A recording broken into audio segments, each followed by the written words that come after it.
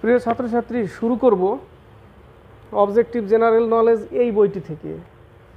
এই বইটি থেকে শুরু করেছি আমি। প্রথমে একটা চ্যাপ্টার করালাম, 1 থেকে 32টি জিকে দিয়েছে। জিকে বলতে চ্যাপ্টার ওয়াইজ ভাগ করা। ফিজিক্স থেকে শুরু করেছি, আজ এর আগে লাস্ট ক্লাস ফিজিক্স থেকে শুরু করেছি, আজকেও ফিজিক্সের নিয়ে এসেছি। তবে কোশ্চেনগুলো দেখো, রাজ্য সরকারের যে সবথেকে বড় পরীক্ষা WBCS, MTS, railway group D, তারপরে এখানে আরও অনেক আছে। দেখো SSC tax assistant, WSS main, preliminary, WBP excise, SI। তো প্রশ্নগুলোর একটা লেভেল আছে, প্রশ্নগুলোর একটা কি আছে, লেভেল আছে। কোশ্চেনগুলো খুব ইম্পর্টেন্ট কোশ্চেন, ঠিক আছে? তো পশ্চিমবঙ্গ রাজ্য সরকারের এত বড় পরীক্ষায় এই টাইপের কোশ্চেনগুলো দিচ্ছে, তাহলে তোমাদের SSC, PSC, WBP, PSC, clerkship, food SI, WBPতে কেন আসবে না? কোশ্চেন তো ওটাই, চ্যাপ্টার তো ওই পড়াই, কিন্তু ওখান থেকে তুলে দিচ্ছে। সেটা WBCS-এর জন্য দিচ্ছে আর WBPর জন্য দিচ্ছে। তো স্কিপ করবে না, দেখো ইন্টারেস্টিং। আশা করি ক্লাসটি মজা লাগবে এবং মজা দিতে পারবো, চেষ্টা করব যত দূর পারবো ক্লাসটিকে মোটামুটি একটা সুন্দর পরিবেশ তৈরি করার জন্য, যে পড়ে কেউ বলতে পারবে কোনো স্টুডেন্টের না কিছু শিখলাম। শুধু কোশ্চেন নয়, কোশ্চেনের সাথে কিছু বিস্তারিত আলোচনা করব। বিস্তারিত আলোচনা না করলে ক্লাসটা সেরকম মজার হয়ে উঠবে না, ঠিক আছে? মজার হয়ে উঠবে না। তো শুরু করছি। দেখো 1 থেকে 3 আমার যতগুলো ক্লাস আছে বেশিরভাগই শুধু উত্তর না, বলার চেষ্টা করি বাকি অপশনগুলো। তাহলে কি হয়, একটু শুনতে ভালো লাগবে, পড়াটা দেখেও ভালো লাগবে। সেই জন্য তোমরা কমেন্ট বক্সে কমেন্ট করো, এতে আমি খুব খুশি হই এবং এনকারেজ হই। আগামী দিনে আরও ভালো করার জন্য চেষ্টা চলছে। তো 1 থেকে 3, 1 নম্বরের কোশ্চেন দেখো, প্রশ্নের দিকে ফিজিক্সের কোশ্চেন। চাপ ও বলের উপরে ভিত্তি করে কোশ্চেনগুলো এসছে। WBCS প্রিলিমিনারি 2015 সালে এসেছিল। হাইড্রোলিক প্রেস কোন নীতির উপর প্রতিষ্ঠিত? অনেকেই জানে। হাইড্রোলিক প্রেস হচ্ছে পাস্কালের সূত্র মেনে চলে হাইড্রোলিক প্রেস। আর্কিমিডিসের সূত্র কি? ভাসনশীলতার সিদ্ধান্ত। ভাসনশীলতার সিদ্ধান্ত হচ্ছে আর্কিমিডিস। তাহলে 1-এর হচ্ছে হাইড্রোলিক প্রেস কোন নীতির উপর কাজ করে বা কোন নীতির উপর প্রতিষ্ঠিত? পাস্কালের সূত্র। B number answer. 1-এর বি নম্বর। নিচেরটা পড়ো, পড়লে অপশন পড়লে টের পাবে তুমি কোনটা উত্তর হবে। 2 নম্বর, মসৃণ তলে চলার সময় ব্যক্তি পড়ে যেতে পারে কারণ? মসৃণ তল মানে যেখানে মসৃণ তল কোনটা বলবো? বৃষ্টি হওয়ার পর শ্যাওলা পড়ে যাওয়া, তাই না? মসৃণ তল মানে স্লিপ কাটা যে জায়গাগুলো, মসৃণ এবং পুরো তেল তেলে ভাব, ঠিক আছে? সেই জায়গাটাকে বলছি আমরা মসৃণ তলে চলার সময় ব্যক্তি পড়ে যেতে পারে কারণ ঘর্ষণ বল শূন্য। ঘর্ষণ বল শূন্য। আমরা যে চলি, আমরা যে হাঁটছি, কোন বলের কারণে? ঘর্ষণ বলের কারণে আমরা দাঁড়িয়ে আছি মাধ্যাকর্ষণ বলের টান, মাধ্যাকর্ষণ শক্তির টানে, তাই না? মাধ্যাকর্ষণ বলের কারণে আমরা কি দাঁড়িয়ে আছি, কিন্তু আমরা হাঁটছি ঘর্ষণ বলের কারণে। যদি ঘর্ষণ বল না থাকতো তাহলে আমরা হাঁটতে পারতাম না। আমরা কি করতাম? আমরা স্লিপ কেটে পড়ে যেতাম। তো ঘর্ষণ বল কি হবে? শূন্য। 2-এর বি নম্বর অ্যান্সার। আরেকটু জানো, এই যে বৃষ্টি হয়, বৃষ্টি হওয়ার পরে যে শ্যাওলা পড়ে, অনেক সময় আমরা পাকে টিপে টিপে হাঁটি, কেন? যেন পড়ে না যাই, তাই না? সেই সময় কি হয়, মাটিতে শ্যাওলা পড়ে যায়। শ্যাওলা পড়লে হাঁটতে গেলে কী হয়, পায়ের তলে যে ঘর্ষণ বলটা সেটা কমে যায়, ঘর্ষণ বল কমে যায়। গাড়ি যখন কাদার মধ্যে ফেসে যায়, সেই সময় গাড়ি আর উঠতে পারছে না। ট্রাক্টর কাদার মধ্যে মাটি ফেলতে গিয়ে কাদার মধ্যে ফেসে গেল, সেই ট্রাক্টর আর উঠতে পারছে না। চাকা ঘুরেই যাচ্ছে আর উঠতে পারছে না। ঘর্ষণ বল বাড়ানোর জন্য কি করতে হয়? ওই জায়গাটা, সেই চাকার ওখানে যতগুলো ইট পাটকেল যা আছে সব ভাঙাচোরা ইট পাটকেল মাটি যা আছে সব চাকার তলে দিয়ে গুজে দেয়। গুজে দিলে কি হবে? তারপরে চাকা অটোমেটিক ঘর্ষণ বল কাজ করছে ওই জায়গাটা। তো ঘর্ষণ বল সবসময় কি হয়?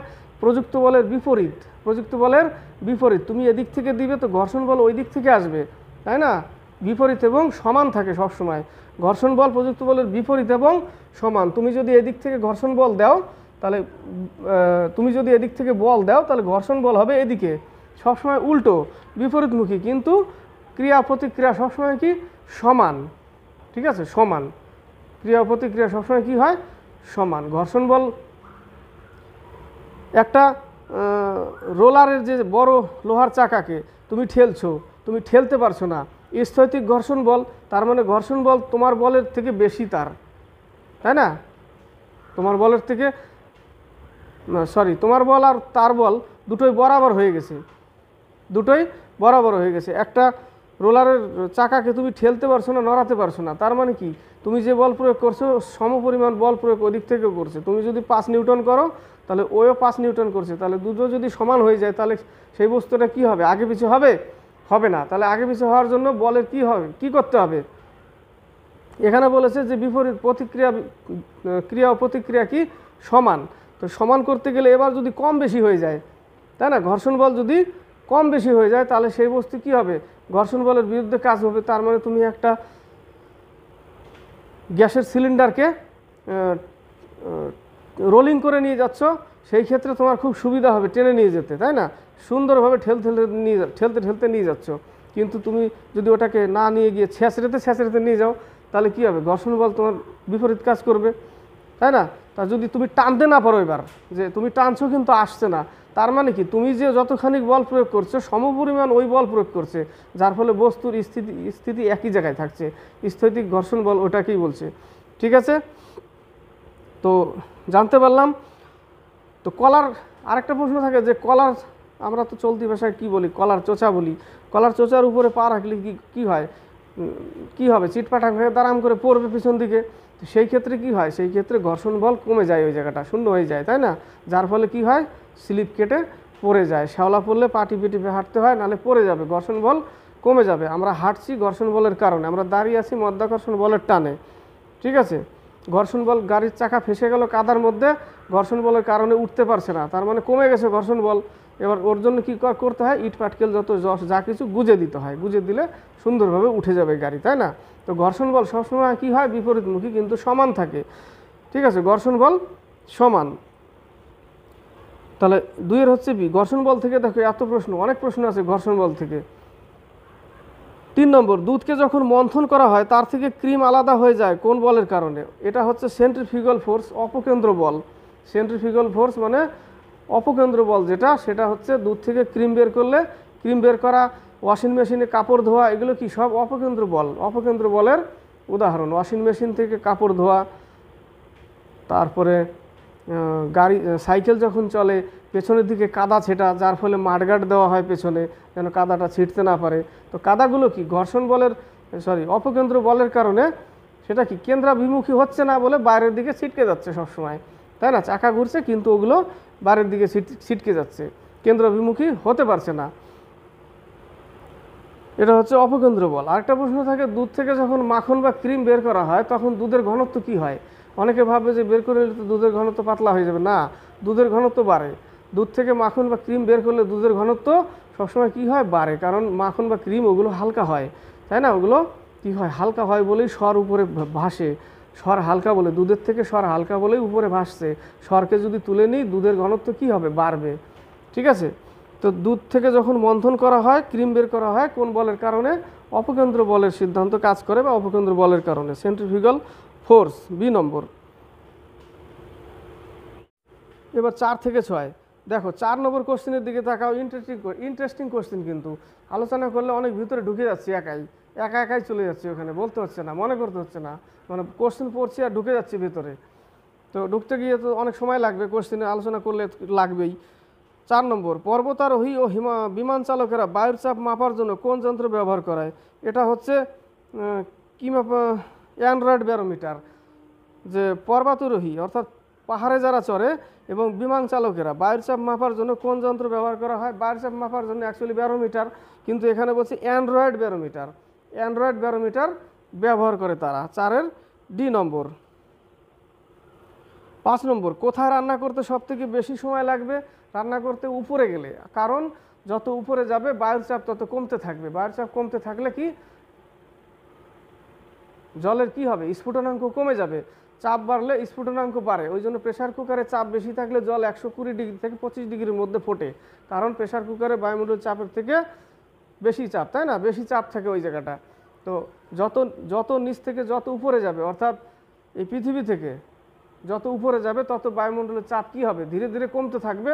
বায়ুমণ্ডলের চাপ কমতে থাকলে জলের স্ফুটনাঙ্ক কি হবে, কমতে থাকবে, তাই না, স্ফুটনাঙ্ক কমতে থাকবে। আর চাপ বাড়লে স্ফুটনাঙ্ক বাড়ে, কারণ প্রেশার কুকারের ভিতরে এত চাপ, যার ফলে 120 ডিগ্রি সেলসিয়াস জল ফোটে, স্ফুটনাঙ্ক বেড়ে গেছে। আর যত উপরে যাবে সেখানে স্ফুটনাঙ্ক কী হবে, কমে যাবে। তার মানে এমন উপরে চলে গেলাম যেখানে 5 ডিগ্রি সেলসিয়াস তাপমাত্রায় জল ফোটা শুরু করে দিয়েছে, তাপমাত্রা 5 ডিগ্রি সেলসিয়াস জল ফোটা শুরু করে দিয়েছে। তাই এই না বলে যে ওই জলে তোমার শরীর পুড়ে যাবে, তা না, ওই জলে সুন্দরভাবে স্নান করবে, কোনো অসুবিধা নেই, কিন্তু জল ফুটবে, কিন্তু জল ফুটবে। তো কোথায় রান্না করতে সব থেকে বেশি সময় লাগে? এখানে দিয়েছে দেখো, সিমলায়, সমুদ্র উষ্ণতায়, মাউন্ট এভারেস্টে। তো অটোমেটিকলি মাউন্ট এভারেস্টে 5-এর বি দেওয়া আছে অলরেডি, তাই না? মাউন্ট এভারেস্টে ওই একটাই কারণ, উপরে গেলে চাপ কী হয়, বায়ুমণ্ডলের চাপ কমে যায়, যার ফলে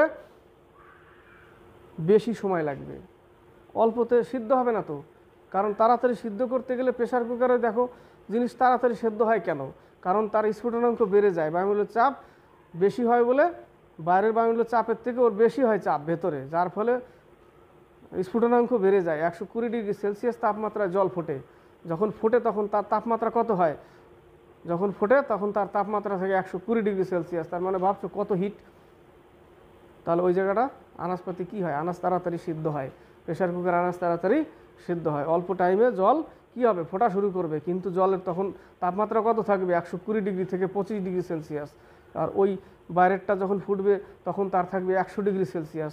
তো 20 সেলসিয়াস ডিগ্রি হেরফের না, যার ফলে প্রেশার কুকারে তাড়াতাড়ি সেদ্ধ হয়। তো বায়ুমণ্ডলের চাপের থেকে চাপ বেশি থাকে ওখানে, আর এখান থেকে যত উপরে যাবে চাপ কমে যাবে বলে কী হবে, ফুটবে ঠিকই কিন্তু সিদ্ধ হবে না তাড়াতাড়ি। ব্যারোমিটার কি আবিষ্কার করে? টরিশেলি। 6-এর এ নম্বর। 8 নম্বর থেকে দেখো, 8 নম্বর বলছি, 7 থেকে 10, 7 নম্বর, বার নিম্নের কোনটির একক? এর আগে পেয়েছি চাপের। এ নম্বরে অ্যান্সার দেখো, এ নম্বর অ্যান্সার 7-এর এ। 8 নম্বর, ঘর্ষণ বল কাজ করে, একটু আগেই বললাম ঘর্ষণ বল প্রযুক্ত বলের বিপরীতমুখী। তো ঘর্ষণ বল প্রযুক্ত বলের বিপরীতমুখী, এখানে 3টে কন্ডিশন। এক হলো, যদি তোমার প্রযুক্ত বল এবং ঘর্ষণ বল যদি সমান হয় তাহলে বস্তুকে তুমি টানতে পারবে না, বস্তু একই জায়গায় থাকবে, ঠিক আছে? ঘর্ষণ বল এবং প্রযুক্ত বল যদি সমান হয় তাহলে কি হবে, বস্তুকে তুমি সরাতে পারবে না, তুমি ঠেলছো কিন্তু সরছে না, তার মানে তুমি যতটা বল প্রয়োগ করছো সে ততটাই বল প্রয়োগ করছে, সেই জন্য বস্তু সরছে না। 1 নাম্বার, বস্তু কখন সরবে, ঘর্ষণ বলের থেকে তোমার প্রযুক্ত বল বেশি হলে তবে বস্তু সরবে।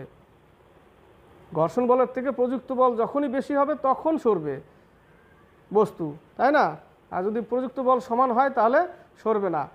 বোঝা গেল? আরেকটা, ঘর্ষণ বল কমানোর জন্য একটা সবথেকে বড় জিনিস কি, রোলিং। যেটা অনেক সময় আমি যে বললাম যে একটু আগে, যে গ্যাস সিলিন্ডার কে টেনে নিয়ে গেলে বেশি বল প্রয়োগ করতে হয়, কিন্তু গ্যাস সিলিন্ডারকে যদি কাত করে শুয়ে গড়াতে নিয়ে যাওয়া যায় তখন কিন্তু প্রযুক্ত বল অতটা লাগে না, খুব কম লাগে, আর ওদিক থেকে ঘর্ষণ বলটাও কমে যায়, ঘর্ষণ বল খুবই কমে যায়। তখন কি হয়, রোলিংয়ের ফলে কি হয়, ঘর্ষণ বল কমে যায়। ওই জন্য বল বিয়ারিংয়ে কি করে, ঘর্ষণ বল কমানোর জন্য গ্রিজ দেওয়া হয় ভিতরে, কি দেওয়া হয়, গ্রিজ দেওয়া হয় ঘর্ষণ বল কম করার জন্য, তাই না? যাতে ভাঙা ফোটা না হয়, যেন ওর ভিতরের যে বিয়ারিং সেটা না ভাঙে এবং না ফোটে। তার ফলে কি করা হয়, বিয়ারিংয়ের ভিতরে মেশিনে অনেক সময় আমরা অয়েলিং করি কেন, তাই না? কারণ এই সাইকেল চালাতে গেলে দেখবে অনেক সময় কোনো পুরনো সাইকেল প্যাডেল দিচ্ছে, কচ কুচ কিচ এরকম আওয়াজ হয়, কেন হয়, কারণ ঘর্ষণ বল ওই জায়গাটা ঘর্ষণ বল কাজ করছে। যখনই একটু মেকানিকের কাছে নিয়ে যাব, একটু তেল গ্রিজ দিয়ে দেবে, বাস আওয়াজ টাওয়াজ সব বন্ধ, তার মানে কি, ঘর্ষণ বল কমে যাওয়া, ঠিক আছে? ওই জন্য বল বিয়ারিংয়ে ঘর্ষণ বল কমানোর জন্য কি দেওয়া হয়, গ্রিজ দেওয়া হয়, স্নেহক পদার্থ দেওয়া হয়। মেশিন বড় বড় ইন্ডাস্ট্রিয়াল মেশিনের এই পার্টসগুলোকে সুরক্ষিত করার জন্য ঘর্ষণ বল বেড়ে গেলে কি বাড়বে, তাপ বেশি বাড়বে, তাই না? ঘর্ষণ বল তাপ বেশি বাড়বে ওই জায়গাটা, তাহলে 100% যান্ত্রিক দক্ষতা পাওয়া যাবে না, কোনোটাই থেকেই পাওয়া যায় না। এটা মানে বিশ্বের কোনো মেশিন থেকে আজ পর্যন্ত 100% যান্ত্রিক শক্তি পাওয়া যায় না, ঠিক আছে? কারণ ওই ঘর্ষণের ফলে কিছু শক্তি ওখানে অপচয় হয়ে যায়। তো ঘর্ষণ বল কমানোর জন্য বল বিয়ারিংয়ে স্নেহক পদার্থ বা গ্রিজ এই টাইপের দেওয়া হয়। বললাম ঘর্ষণ বল কাজ করে প্রযুক্ত বলের বিপরীত অভিমুখী, সবসময় প্রযুক্ত বলের বিপরীত অভিমুখী। আমরা হাঁটছি, আমরা যে পা ফেলছি, চলছি, আমরা বল প্রয়োগ করছি সামনে পেছন দিক থেকে আমাকে, তাই না? আমি হাঁটছি যখন, তখন ওই কিন্তু ঘর্ষণ বল আমাকে সামনের দিকে ঠেলার প্রবণতা রাখছে, তাই না? আমাকে ঘষার ফলে আমি কিন্তু সামনের দিকে আগাচ্ছি, আমি যতটা দিচ্ছি ও দিচ্ছে আমাকে বিপরীতমুখী, তাই না, ঘর্ষণ বল, যার ফলে আমরা কি করছি, আগাচ্ছি। প্রকৃতিতে ড্যাশ কখনো একাকীভাবে কাজ করে না, বল বল কখনো একা কাজ করে না, কারণ প্রযুক্ত বল ইন্টু ত্বরণ, তাই না, F equal to M A, F equal to M F বা এম এ। তো প্রযুক্ত বল কখনো একা কাজ করে না, তুমি বল প্রযুক্ত করবে, ত্বরণ লাগবে এই জায়গাটা, তাই না, সেটাই বলেছে যে প্রকৃতিতে কখনো একাকীভাবে কাজ করে না, বল একা কখনো কাজ করে না। 9 বি। 10 নম্বর, 0 ডিগ্রি সেলসিয়াস উষ্ণতায় 760 মিলিমিটার পারদস্তম্ভের চাপকে বলা হয়, তো 760 মিলিমিটার বা 76 সেন্টিমিটার পারদস্তম্ভের চাপকে কি বলা হয়, 1 অ্যাটমস্ফিয়ার, 1 বায়ুমণ্ডলীয় চাপ। B number answer. এবার 11 থেকে 13 নম্বর দেখো, কোনো প্রবাহীর উপর চাপ প্রয়োগ করা হলে, প্রবাহী অর্থাৎ ফ্লো হচ্ছে, জল হতে পারে, জল দিই, কারণ এখানে যেহেতু পাস্কেলের সূত্র চলে এসছে এই জায়গাটা, কোনো প্রবাহীর উপর চাপ প্রয়োগ করা হলে সেই প্রযুক্ত চাপ সম্পূর্ণ প্রবাহিতে সমানভাবে পরিবাহিত হয়ে যায়। নিম্নলিখিত কোন সূত্রের সাহায্যে এই ঘটনার ব্যাখ্যা করা যায়? পাস্কেলের সূত্র। ধরে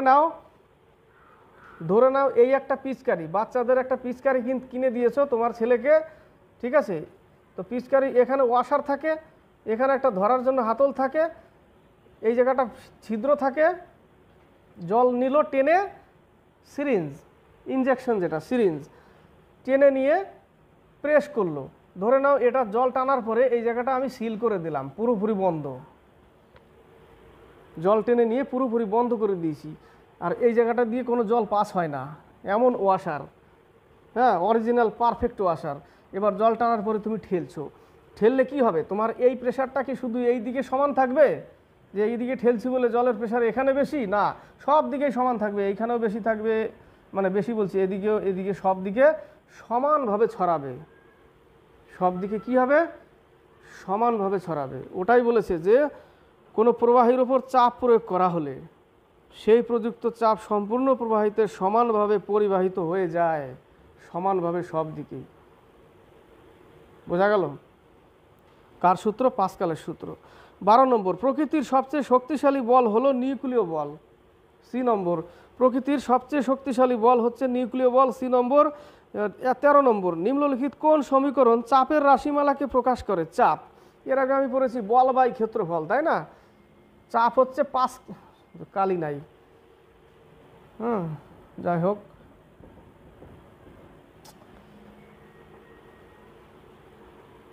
চাপ কি, বল বাই ক্ষেত্রফল, নিউটন পার মিটার স্কোয়ার। একক ক্ষেত্রফলের উপরে যে বল প্রয়োগ করা হয় তাকে ওই বস্তুর কি বলে? চাপ বলে।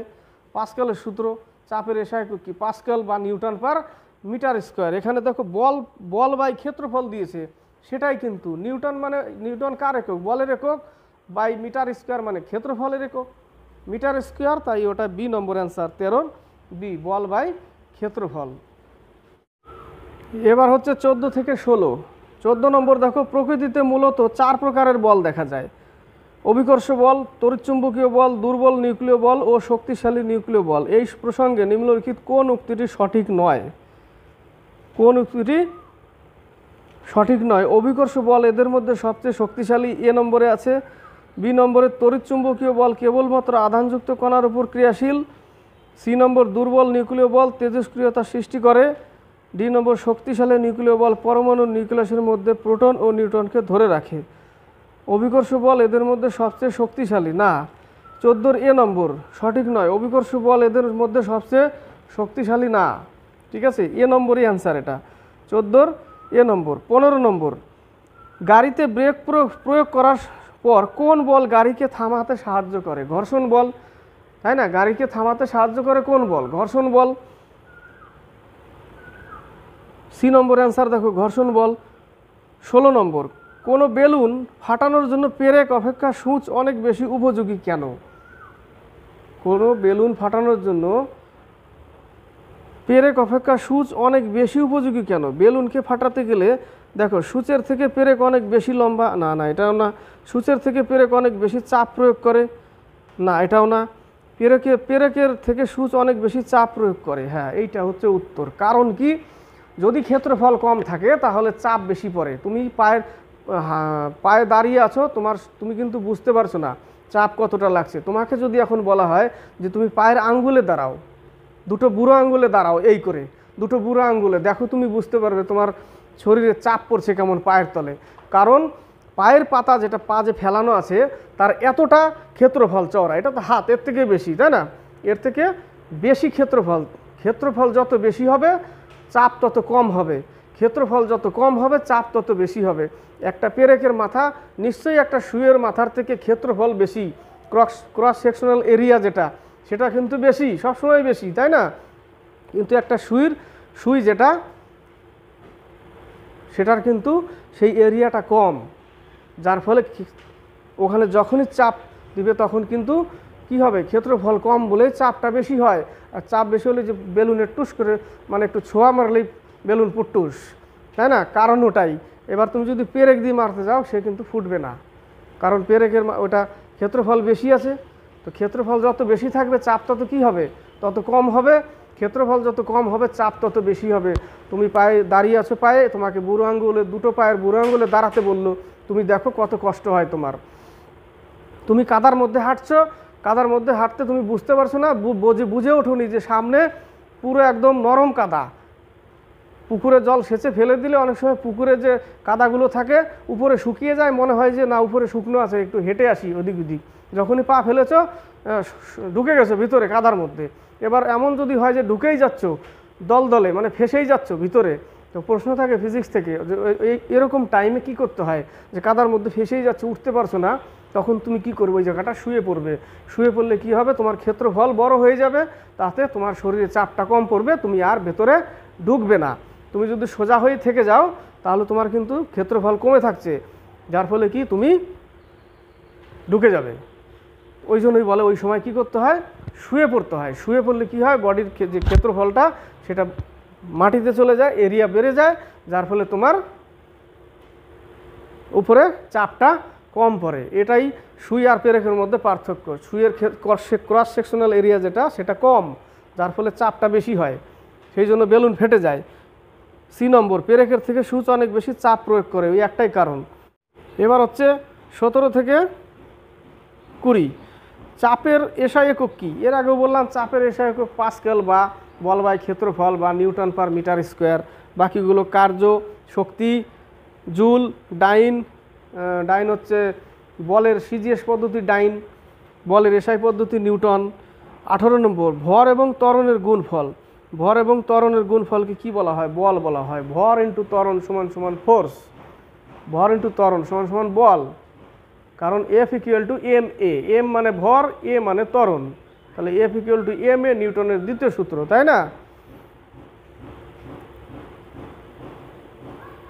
19 নম্বর, যখন একটি বস্তু কোনো গোলাকার পথে ঘোরে, যে বল ওই ঘূর্ণায়মান বস্তুর উপর প্রয়োগ করা হয় তাকে বলা হয় গোলাকার পথে ঘুরছে, তাই না? গোলাকার মত কি কুয়া মে ঘুম রাহা হ্যায় মোটরসাইকেল লেকে। তো সবসময় তো বাইরে যাওয়ার চেষ্টা চলছে ছিটকে, কিন্তু যেতে পারছে না। একটা কেন্দ্রাভিমুখী বল তৈরি হয়ে গেছে ঘুরতে ঘুরতে মিডিলের দিকে, প্রতি মুহূর্তে বাইরে ছিটকে যেতে চাইছে কিন্তু হচ্ছে না। এটা হচ্ছে সেন্ট্রিফিউগাল ফোর্স, অপকেন্দ্র বল, অপসরণ হয়। আর সেন্ট্রিপিটাল ফোর্স মানে অভিকেন্দ্র বল, কেন্দ্রের দিকে বল, বোঝা গেল? সেন্ট্রিপিটাল ফোর্স, ওর কারণে সে ঘূর্ণায়মান বস্তুর উপর প্রয়োগ করে, গোলাকার পথে ঘুরছে বারবার। তাহলে একটা কি তৈরি হয়েছে ভেতরে, সেন্ট্রিপিটাল ফোর্স যেটা মানে অভিকেন্দ্র বল তৈরি হয়েছে ওর মধ্যে, যার ফলে সে বাইরে ছিটকে যেতে পারছে না বলটার কারণে, বোঝা গেল? যখনই অভিকেন্দ্র বল কমতে থাকবে ও বাইরে ছিটকে যাবে, না থাকলেই বাইরে ছিটকে যাবে।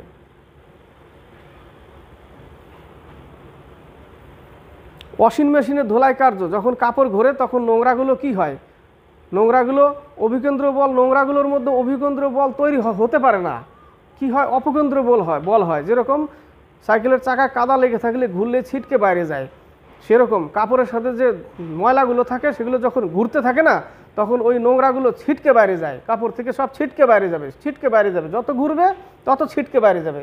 ওই জন্যই ওয়াশিং মেশিনে কাপড় ঘুরতে থাকে, ঘুরতে থাকে কী হয়, নোংরাগুলো কী হয়, সব ছিটকে বাইরে যায়, ভিতরে থাকবে ছিটকে বাইরে যাবে। বোঝা গেল? 20 নম্বর, নিচের কোনটি অলিক বল? এই যে একটা অপকেন্দ্র বল, যেটা যে কি বলেছে, অপকেন্দ্র বল। 20 নম্বরে সি, এটা হচ্ছে ও অলিক বল, মানে একটা ভ্রম। অ্যাকচুয়ালি এটা একটা কি ভ্রম, ভ্রম বলতে বোঝো যে এটা একটা মানে ভ্রম। শঙ্খ, কানের কাছে শঙ্খ নিয়ে থাকলে ভিতরে আওয়াজ হয় শো, একটা ভ্রম। তো এটাও মানে রেলওয়ে গ্রুপ ডিতে প্রশ্ন এসেছিলো, আওয়াজ কিসের কারণে হয়, এরভাবে কোশ্চেন দিয়েছে, ভ্রম, হাবি জাবি কী কী কোশ্চেন সব। তো কোশ্চেনের উত্তর করা কিন্তু খুব টাফ। তো যখন তুমি গাড়িতে চাপবে, বসে আছো পাশে, আর একটা লোক বসে আছে, ড্রাইভার কি করলো, টার্নিং নিল, তখন তুমি কি করলে, তোমার শরীর বডির কি মনে হলো যে আমাকে এদিকে ঠেলে দিচ্ছে যেন কেউ, আদৌ কিন্তু তোমার উপরে কোনো বল প্রয়োগ হয়নি, তোমার উপরে কোনো বল প্রয়োগ হয়নি, মনে হচ্ছে তুমি বাইরে ছিটকে যাচ্ছ। এটাকেই বলছে অলিক বল, অপকেন্দ্র বল। নিচের কোনটি অলিক বল, অপকেন্দ্র বল? সি নম্বর অ্যান্সার। তো এই জায়গাটা থেকে আরেকটা প্রশ্ন আসে, যদি এই যে টার্নিংটা নিল, ঠিক আছে, এই যে অভিকেন্দ্র বলের কারণে সে ভেতরের দিকে থাকছে, পাহাড়ি এলাকায় রাস্তা ঘুরিয়ে ঘুরিয়ে কেন তোলে, তাই না? সোজা তুলতে পারতো তো, কেন তোলে না? কারণ সোজা যদি তুলতে যায়, রাউন্ড যদি না বানায়, তাহলে কি হবে, আর রাউন্ড বানালেও রাস্তাগুলো দেখবে এরকম প্লেন থাকে না, একটু এরকম থাকে, যেন তোমার অভিকেন্দ্র বলটা ভেতরের দিকে থাকে সব সময়। ঠিক আছে, যদি তোমার স্পিড বাস্তবিক স্পিড থেকে যদি বেশি হয়, তাহলে তুমি ছিটকে বাইরে চলে যাবে, তুমি অভিকেন্দ্র বলের থেকে বাইরে চলে যাবে। তো বাইরে যাওয়ার সময় গাড়ির চাকা কোনটা আগে ওঠে, ভেতরেরটা আগে উঠবে কি বাইরেরটা আগে উঠবে? ভেতরেরটা বলতে অভিকেন্দ্র বলের দিকে যে চাকা সেটা, না বাইরের সাইডে ওটা? বোঝা গেল? এটা প্রশ্ন থাকে যে কোন চাকাটা আগে উঠবে। ধরে নাও এটা একটা গাড়ি এইভাবে রাউন্ড নিচ্ছে, এই জায়গাটা রাউন্ড নিচ্ছে, এই একটা চাকা, এই একটা, এটা হচ্ছে সেন্ট্রিপিটাল ফোর্স, মানে অভিকেন্দ্র বলের দিকে আছে, স্পিডটা ঠিক আছে বলে ও ঘুরতে পারছে, পাহাড়ে উঠছে। কিন্তু যদি বেশি স্পিড হয় তো কী হবে, ও তো থাকবে না, ও সোজা বেরোবে। মাঠে দৌড়াতে গিয়ে যদি খুব স্পিডে দৌড়াও, টার্নিং নিতে পারবে না, টার্নিংয়ের জায়গায় তোমার স্পিড স্লো করতে হবে, না হলে তুমি সোজা বেরোবে, তুমি টার্নিং নিতেই পারবে না, অভিকেন্দ্র বলের বাইরে চলে যাবে তুমি, তোমার ভিতরে এখন অভিকেন্দ্র বল হয়ে যাবে, ছিটকে চলে যাবে লাইনে, ঘুরছো, তাই না? তো এই সোজা বাইরে চলে যাবে ছিটকে। কিন্তু এই জায়গাটা টার্নিং যখন এই টাইপের হয় না, যদি স্পিড বেশি হয়, তো সবসময় এই ভেতরের চাকাটাই আগে উঠে কি হবে, এই পাল্টি খেয়ে পাহাড়ের তলে পড়বে, পাহাড়ের নিচে এই চাকাটা আগে ওঠে, এই চাকাটা আগে উঠে এইভাবে পাল্টি খেয়ে কোথায় চলে যায়, একদম পাহাড়ের নিচে। তো যাই হোক, প্রশ্ন থাকে এখান থেকে প্রচুর প্রশ্ন।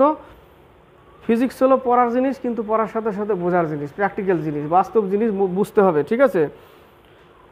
20 হচ্ছে সি নম্বর। 21, নিম্নলিখিত কোন বলটি সংরক্ষী বল নয়? সংরক্ষী বল নয়, এটা হচ্ছে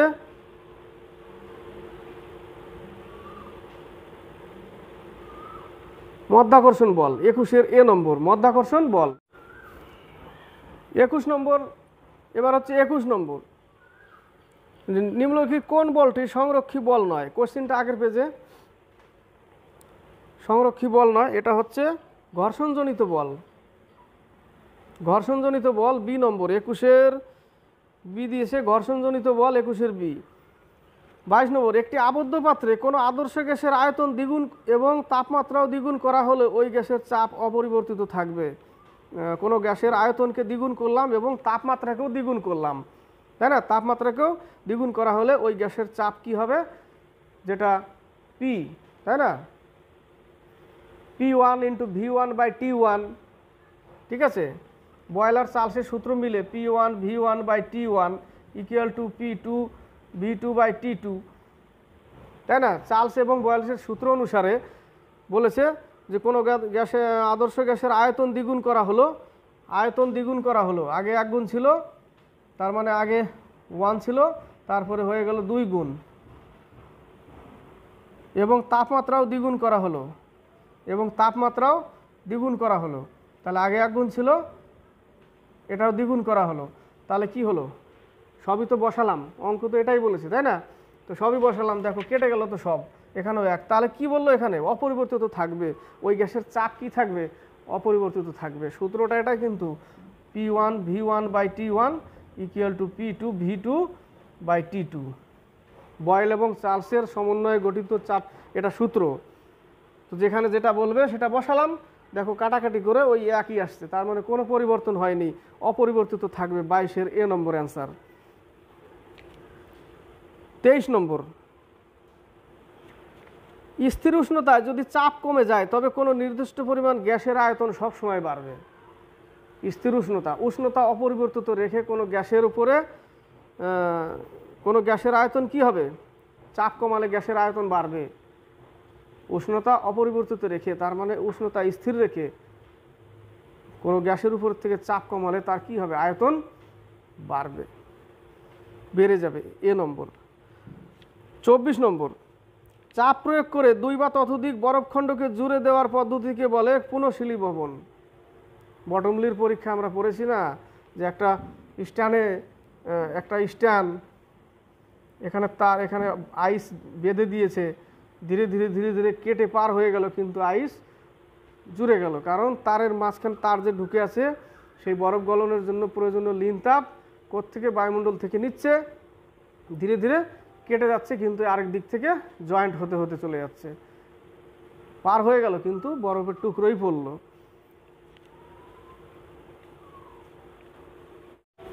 25 নম্বর আর 26 নম্বর, কোনো চলন্ত বস্তুকে বৃত্তপথে ঘোরানোর জন্য প্রয়োগ করতে হবে। 25 নম্বর, বৃত্তপথে ঘোরানোর জন্য অভিকেন্দ্র বল প্রয়োগ করতে হবে। 25-এর ডি, অপকেন্দ্র বল হতে ঘুরতে পারবে না, তাই না? 25-এর ডি অ্যান্সার। 26 নম্বর, সমতল রাস্তায় গতিশীল মোটর গাড়ি বাঁক নেওয়ার সময় পিছলে যেতে পারে। সমতল রাস্তায় গতিশীল মোটর গাড়ি বাঁক নেওয়ার সময় পিছলে যেতে পারে, বা পারি লিখেছে, যেতে পারে, কারণ প্রয়োজনীয় অভিকেন্দ্র বলের অভাবে। B number answer. দেখো 26-এর বি নম্বর, প্রয়োজনীয় অভিকেন্দ্র বলের অভাবে, ঠিকই দিয়েছে। 26-এর বি, 26-এর বি, প্রয়োজনীয় অভিকেন্দ্র বলের অভাব যদি হয় তো সে কী হবে? ছিটকে বাইরে যাবে সবসময়, অভিকেন্দ্র বল কমে গেলেই বাইরে যাবে। অভিকেন্দ্র বল কম তৈরি করে রাখার জন্য মাঠের চারপাশে ঘুরতে গেলে মাঠের চার কোণাতে স্পিড আমাকে কমাতে হবে, না হলে আমি অভিকেন্দ্র বল কমে যাবে, আমি কি করব? ছিটকে বাইরে চলে যাব, মানে সোজাসুজি বেরিয়ে চলে যাব, টার্নিং আমি নিতে পারবো না।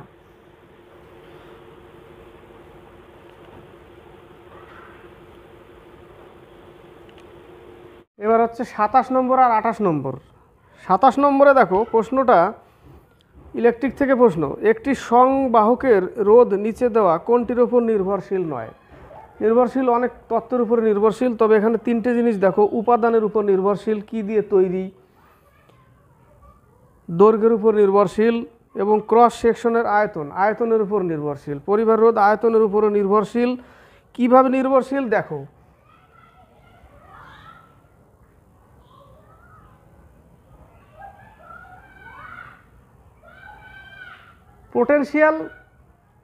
পোটেনশিয়াল রেজিস্ট্যান্স, যেটা পোটেনশিয়াল রেজিস্ট্যান্স মানে আর ইকুয়াল টু, আমরা কি লিখতে পারি? পোটেনশিয়াল রেজিস্ট্যান্স ইন্টু L/A, তাই না? এই একটা তার,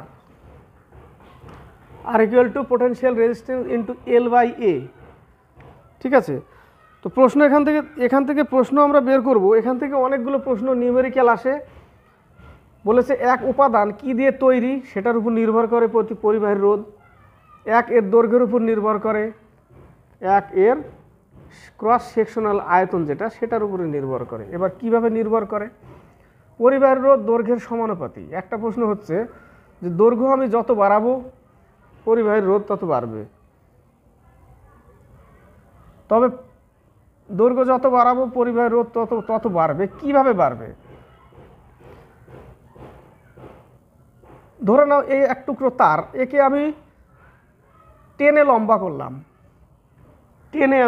করলাম, এর আয়তনে যদি কোনো পরিবর্তন না হয় তাহলে এর রোধ বৃদ্ধি পাবে N²। একটা তারকে যদি আমি টেনে লম্বা করি লম্বা করলাম, এক টুকরো তারকে আমি টেনে লম্বা করলাম, যদি ওর আয়তনে কোনো পরিবর্তন না হয় তাহলে তার রোধ কি হবে? এন স্কোয়ার হবে। এন স্কোয়ার কী হবে? N square. এবার একে লম্বা করি বা একে ছোট করি, প্রশ্ন দুটো এখানে একই জিনিস। একে এক লম্বা করলাম তবুও এন স্কোয়ার, একে এক ছোট করলাম তবুও এন স্কোয়ার। তাহলে একটা তারকে, পরিবাহী তারকে আমি টেনে যদি লম্বা করি, তার আয়তনে যদি পরিবর্তন না হয় তাহলে তার রোধ হবে কি? N square. ক্লিয়ার? পরিবাহীর রোধ পরিবাহীর তারের দৈর্ঘ্যের সমানুপাতি, অর্থাৎ দৈর্ঘ্য বাড়লে পরিবাহীর রোধ বাড়বে, দৈর্ঘ্য কমলে পরিবাহীর রোধ কমবে। এবার এখানে প্রশ্ন,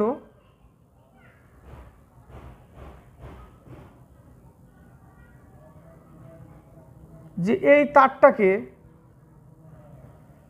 এই যে একটা তারকে টেনে লম্বা করেছি, তার রোধ হয়েছে এন স্কোয়ার। কখন? যখন তার আয়তন অপরিবর্তিত থাকবে। আর এক যখন একে ছোট করেছি তখনও যদি তার আয়তন অপরিবর্তিত থাকে। কিভাবে অপরিবর্তিত থাকবে? একটা তারকে যখন লম্বা করব তখন তার ব্যাসার্ধ কমে যাবে। ব্যাসার্ধ অর্থাৎ একটা চোঙ, তাই না? এরকম চোঙ, ধরো পাইপটা এরকম মোটা ছিল, ছোট করলে এই গোল আকারটা কি হবে? একটু বড় আকার হবে, তখন এরকম হয়ে যাবে, ছোট হয়ে যাবে। ওটা ছোট হলে কি হবে? মোটা হয়ে যাবে, তাই না?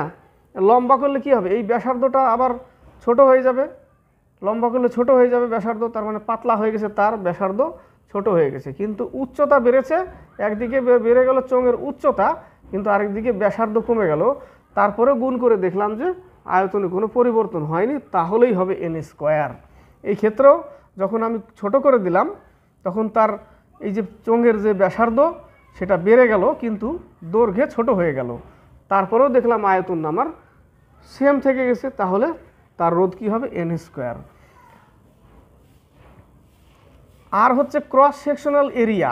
এই ক্রস সেকশনাল এরিয়া বলতে এটা কোনো পরিবাহীর ক্রস সেকশনাল এরিয়া, অর্থাৎ যদি মোটা তার হয় ক্রস সেকশনাল এরিয়ার উপরে নির্ভর করবে।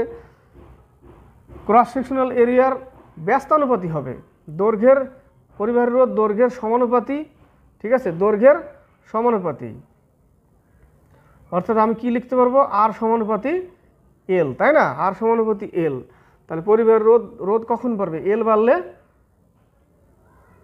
রোধ বাড়বে, এল কমলেও রোধ কমবে। এবার cross sectional area, cross sectional area কি? এর ব্যস্তানুপাতি, অর্থাৎ কোনো তারের ক্রস সেকশনাল এরিয়া যদি বেশি হয়, অর্থাৎ আর এর মান যদি বেশি হয়, এই জায়গাটার ক্ষেত্রফল এইটুকু, অর্থাৎ মোটা, এক কথায় বলা যায় যদি মোটা তার হয় তাহলে তার রোধ কম হবে। তার মানে কি? পরিবাহীর ক্রস সেকশনাল এরিয়া যেটা সেটা বেশি আছে, যার ফলে এর রোধ কম হবে। এটা বেশি হলে রোধ কম হবে, আবার এটা যদি কমে যায় তাহলে তার রোধ বেশি হবে। কমে যাবে কখন? ধরে নাও এটাকে টেনে আরও লম্বা করে দিলাম, তাই না? টেনে লম্বা করলে এই তার তো এত মোটা থাকবে না, তখন পাতলা হয়ে যাবে, তখন ক্রস সেকশনাল এরিয়া ছোট হয়ে যাবে এই জায়গাটা, তাই না? তখন তার রোধ বেড়ে যাবে। এটাই বলেছে যে ক্রস সেকশনাল এরিয়ার উপর নির্ভর করে। যদি ক্রস সেকশনাল এরিয়া বৃদ্ধি হয় তাহলে পরিবাহীর রোধ কমবে, এবং ক্রস সেকশনাল এরিয়া যদি বাড়ে রোধ কমবে, এবং যদি ক্রস সেকশনাল এরিয়া কমে তাহলে রোধ বাড়বে। তাহলে পরিবাহীর প্রস্থচ্ছেদের ক্ষেত্রফলের উপর নির্ভর করে। পরিবাহীর প্রস্থচ্ছেদের ক্ষেত্রফলের উপর নির্ভর করে। প্রস্থচ্ছেদের ক্ষেত্রফলের কি? ব্যস্তানুপাতি। ক্ষেত্রফল যদি বাড়ে তাহলে পরিবাহীর রোধ কমবে, আর ক্ষেত্রফল যদি কমে তাহলে পরিবাহীর রোধ বাড়বে। মোট কথা, মোটা তারে রোধ কম থাকে, পাতলা তারে রোধ বেশি থাকে। ক্লিয়ার? উপাদান, আর এটা কি দিয়ে তৈরি সেটার উপরে নির্ভর করে। এবার এটা হচ্ছে এন স্কোয়ার, বোঝাতে পারলাম। কোনো তারকে টেনে লম্বা করলে যদি ভলিউমে কোনো পরিবর্তন না হয় তাহলে তার রোধ হবে এন স্কোয়ার, বা একে ছোট করলে যদি আয়তনে কোনো পরিবর্তন না হয় তাহলেও এন স্কোয়ার। এবার শুধু এন কখন হবে? যদি ভলিউমে পরিবর্তন হয়। ভলিউমে যদি পরিবর্তন হয়, যদি ধরে নাও এই একটা টুকরো নিলাম পরিবাহী তার, এরকম আরও 5টা নিলাম, আমি এরকম আরও 5টা নিলাম, 5টা নিয়ে কি করলাম? একটা তার বানালাম। কিন্তু এর কি তাহলে আয়তনে কি পরিবর্তন হয়নি? আয়তনে পরিবর্তন হয়েছে নিশ্চয়ই। এর দৈর্ঘ্য বেড়ে গেল, আগে ছিল এটা, দৈর্ঘ্য বেড়ে গেল, কিন্তু তার ক্রস সেকশনাল এরিয়া যেটা সেটাই আছে। একে তো আর টেনে লম্বা করিনি, জাস্ট খালি 5টা টুকরো নিয়েছি, 1 2 3 4 5টা টুকরো নিয়েছি আমি। তাহলে এই ক্ষেত্রে তার কি হলো? ভলিউম চেঞ্জ হলো। এই ক্ষেত্রে যদি ভলিউম চেঞ্জ হয় তাহলে এটার রোধ কি হবে? শুধু এটা হয়েছে এন স্কোয়ার, এটা হচ্ছে শুধু এন। ঠিক আছে, এটা এন, এটা এন স্কোয়ার, এটা এন হবে। তাহলে এন গুণ বৃদ্ধি পাবে আর একটা এন স্কোয়ার গুণ বৃদ্ধি পাবে। কখন? যদি ভলিউম পরিবর্তন হয় তাহলে পরিবাহের রোধ হবে, ভলিউম পরিবর্তন হলে পরিবাহের রোধ এন গুণ বৃদ্ধি পাবে। আর যদি ভলিউম পরিবর্তন না হয় ভলিউম পরিবর্তন না হয় তাহলে এন স্কোয়ার বৃদ্ধি পাবে। বোঝা গেল? আর প্রস্থচ্ছেদের ক্ষেত্রফল যত বেশি হবে পরিবাহের রোধ তত কম হবে, আর ক্ষেত্রফল যত কম হবে পরিবাহের রোধ বেশি হবে। বোঝা গেল? আর পরিবাহের রোধ দৈর্ঘ্যের সমানুপাতি এবং প্রস্থচ্ছেদের ক্ষেত্রফলের ব্যস্তানুপাতি। প্রস্থচ্ছেদের ক্ষেত্রফলের ব্যস্তানুপাতি মানে আর সমানুপাতি এল বাই এ, তাই না? এই যে আর সমানুপাতি ব্যস্তানুপাত মানে আর এল বাই এ, এটা হচ্ছে পোটেনশিয়াল রেজিস্ট্যান্স, যেটা ধ্রুবক হিসাবে ব্যবহার করা হয়। ঠিক আছে, ধ্রুবক হিসাবে ব্যবহার করা হয়। এই সমান সমান উঠাই দিলে R equal to P into L by A. ঠিক আছে, সমানুপাতিটা উঠিয়ে R equal to P into L by A লিখতে পারি। ঠিক আছে, বোঝা গেল? এবার হচ্ছে 28 নম্বর। একটি নলের দুটি মুখ বায়ুনিরুদ্ধভাবে বন্ধ করা হলো, আবদ্ধ বাতাসের চাপ একই থাকবে। বায়ুনিরুদ্ধভাবে যদি বন্ধ করে দিই একটা কৌটাকের বা যায় কিছু, তাহলে বাইরে যেটা বায়ুমণ্ডলীয় চাপ ভেতরে, সেটার ভিতরেও সেম একই বায়ুমণ্ডলীয় চাপ থাকবে। বলেছে বায়ুমণ্ডলীয় চাপের সমান। ডি নম্বর অ্যান্সার। তো প্রিয় স্টুডেন্ট, কেমন লাগলো ক্লাস? কমেন্ট বক্সে কমেন্ট করে লিখে পাঠাবে। আজকে এই পর্যন্তই। এটা চাপ থেকে গেল চ্যাপ্টার 2 নম্বর অধ্যায়, চাপ এবং বল। ঠিক আছে, এই বইটা কারো যদি না থাকে অবশ্যই কিনে নেবে, ভালো বই।